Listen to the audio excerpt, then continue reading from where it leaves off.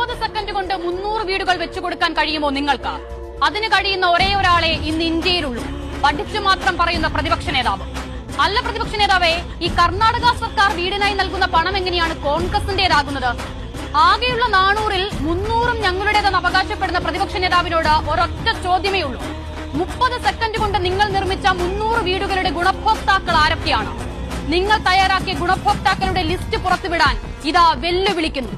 പ്രതിപക്ഷ നേതാവ് വായുവിൽ എഴുതി കൂട്ടുന്നതല്ല യഥാർത്ഥ കണക്കുകൾ. ആ കണക്കുകൾ ഇതാ കേട്ടോളൂ.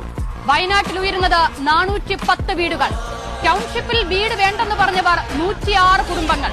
ഇതിൽ 104 കുടുംബങ്ങൾക്ക് സർക്കാർ നൽകിയത് 15 ലക്ഷം രൂപ വീതം.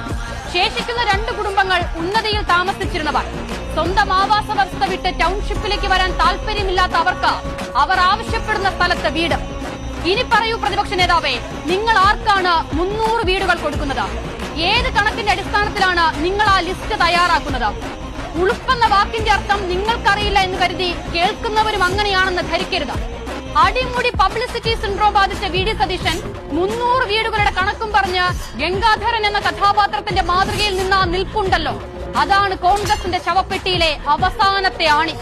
പണ്ട് ഉമ്മൻചാണ്ടി സർക്കാരിനെ അഴിമതി സർക്കാർ എന്ന് വിളിച്ച വി.ഡി. സതീശൻ എന്ന ഒറ്റുകാരനോട് പുനർജനിയുടെ പേരിൽ സതീശൻ നടത്തിയ അഴിമതിയെക്കുറിച്ച് ചോദിക്കാൻ എന്തിനാണ് കോൺഗ്രസെ നിങ്ങൾക്ക് മുട്ടിടിക്കുന്നത്?